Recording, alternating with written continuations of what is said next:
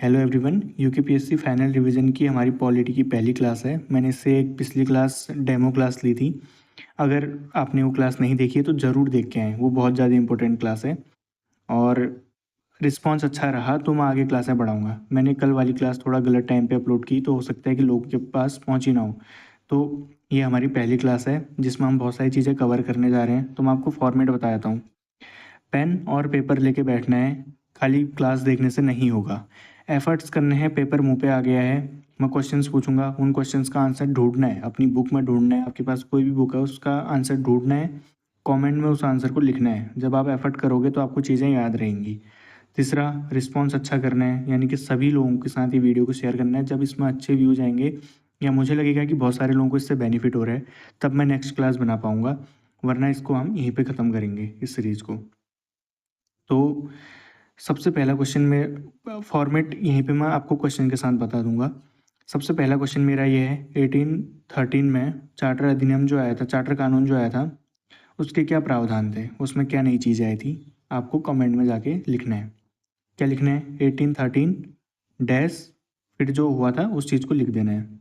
ठीक है, .1, .2, .3 ऐसे उसको लिख देना है। दूसरा क्वेश्चन ये है, 1833 में चार्टर कानून जो आया था उसके क्या प्रावधान थे और भारत के पहले गवर्नर जनरल कौन बने, लिख देना है। ठीक है, उसके बाद तीसरा क्वेश्चन है, 1853 में क्या क्या प्रावधान आए थे, ठीक है, उनको लिख देना है। तो यहाँ पे वीडियो पॉज करो, एक एक करके तीनों क्वेश्चंस का आंसर लिखो।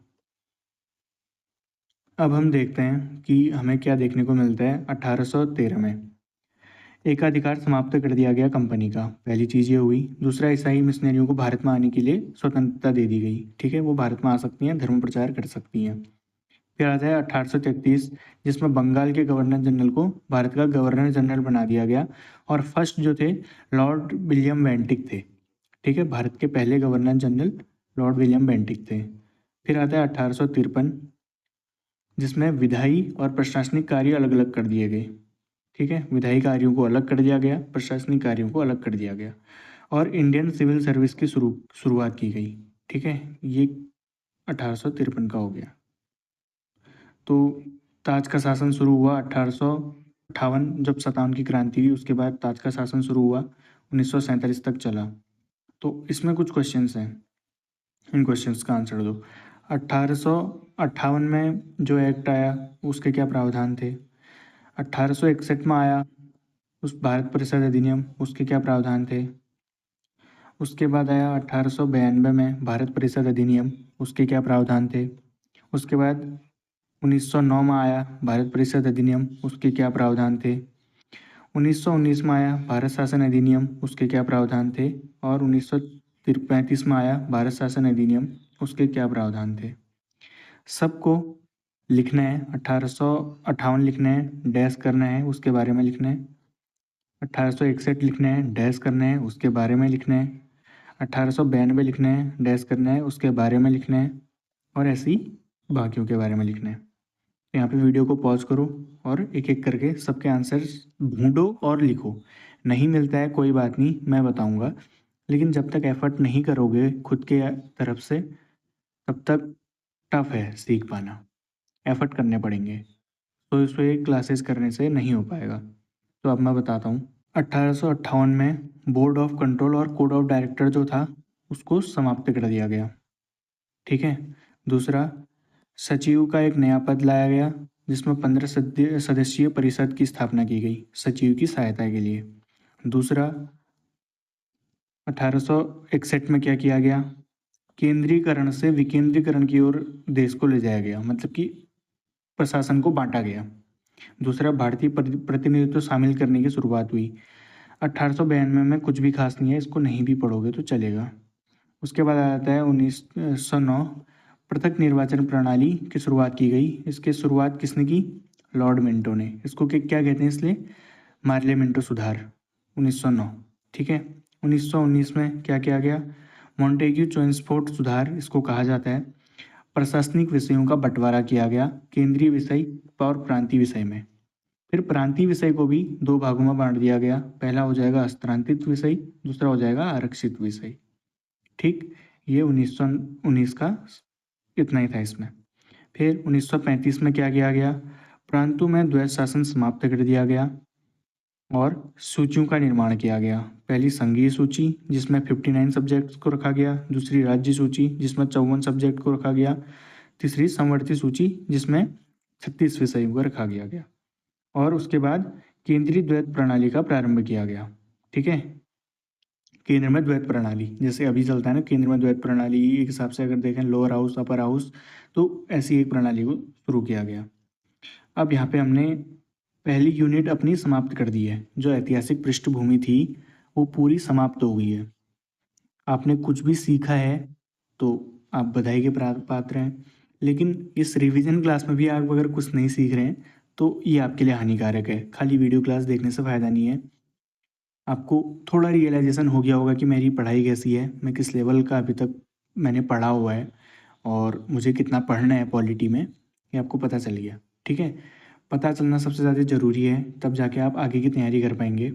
सिर्फ क्वेश्चन और आंसर, हर साल नए क्वेश्चन नए आंसर बनेंगे। पीवाईक्यू बहुत ज़्यादा इंपॉर्टेंट होते हैं लेकिन डायरेक्शन देने के लिए। हर साल नए क्वेश्चन नए आंसर, वही क्वेश्चन कभी रिपीट नहीं होगा। हो सकता है क्वेश्चन कभी रिपीट हो जाए, उत्तराखंड में क्वेश्चन रिपीट होंगे, लेकिन पॉलिटी में 1000 क्वेश्चन बन सकते हैं, तो क्वेश्चन रिपीट होने की संभावना थोड़ी कम हो जाएगी। हो सकता है कि रिपीट हो जाए, मैं ये नहीं कह रहा कि रिपीट नहीं होंगे, लेकिन संभावना थोड़ी कम है। ये सिर्फ क्लास नहीं है, यहाँ पर आपका टेस्ट भी है। ठीक है, मैं आपसे हर एक अधिनियम के बारे में आपसे पूछा कि आपको आते थे क्या, उसमें क्या चेंजेस किए गए, ये आते थे।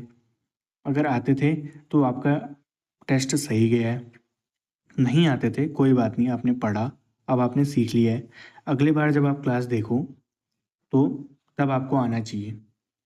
अब संविधान का निर्माण, इससे रिलेटेड कुछ क्वेश्चंस हैं। पहला, सीटों का आवंटन कैसे किया गया? ब्रिटिश भारत को कितनी सीटें दी गई और देसी रियासत को कितनी सीटें शुरुआत में दी गई? 2 प्रकार की सीटें थी ना, एक तो शुरुआत में दी गई और दूसरा फिर जब पाकिस्तान अलग हो गया तो उसके बाद सीटें चेंज हो गई, तो वो बताना है। और उद्देश्य प्रस्ताव कब आया और कौन लेके आया? यहाँ पे वीडियो को पॉज करना है और आंसर देना है। अब मैं बताता हूँ। ब्रिटिश इंडिया को सबसे पहले 296 सीटें दी गई थी, जो बाद में चेंज होकर 229 सीटें हो गई। देसी रियासतों को 93 सीटें दी गई थी, जो बाद में चेंज होकर 70 सीट्स हो गई। उद्देश्य प्रस्ताव 13 दिसंबर 1947 हो गए। ठीक है, और जवाहरलाल नेहरू इसको लेके आए थे। ठीक, अब प्रस्तावना के बारे में पढ़ते हैं। सबसे पहला क्वेश्चन, कैसा राज्य हमने बनाना है? प्रस्तावना में क्या बताया गया है कि कैसे राज्य की कल्पना की गई है? आंसर देना है। कितने प्रकार की न्याय की बात की गई है? इसका आंसर देना है। कितने प्रकार की स्वतंत्रता की बात की गई है? इसका आंसर देना है। और कितने प्रकार की समता की बात की गई है? इसका आंसर देना है। उसके बाद अंगीकृत कब किया गया, ये बताना है।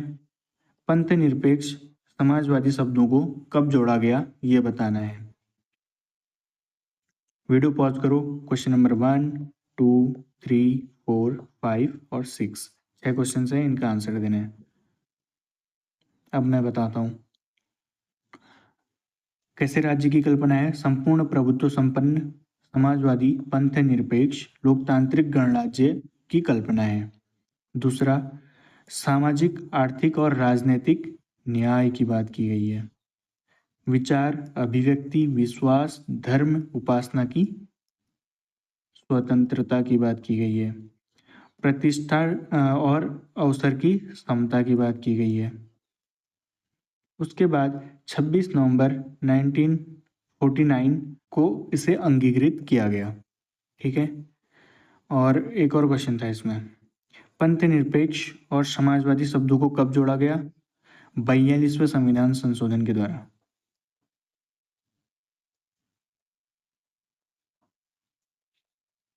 बयालीसवें संविधान संशोधन 1976 में इसको जोड़ा गया। उसके बाद आते हैं कुछ क्वेश्चंस कि ध्वज को कब अपनाया, राष्ट्रीय गान को कब अपनाया, राष्ट्रीय गीत को कब अपनाया और भारत के पहले राष्ट्रपति कौन बने और कब बने। ठीक है, यहाँ पे वीडियो को पॉज करना है, इन क्वेश्चंस का आंसर देना है। ध्वज लिखना है, उसके आंसर देना है। गान लिखना है, उसके आगे आंसर देना है। गीत लिखना है, उसके आगे आंसर लिखना है। राष्ट्रपति आरपी लिख दो, राष्ट्रपति ये हो गया। इसके आगे कौन, कौन का आंसर, और कब इसका आंसर।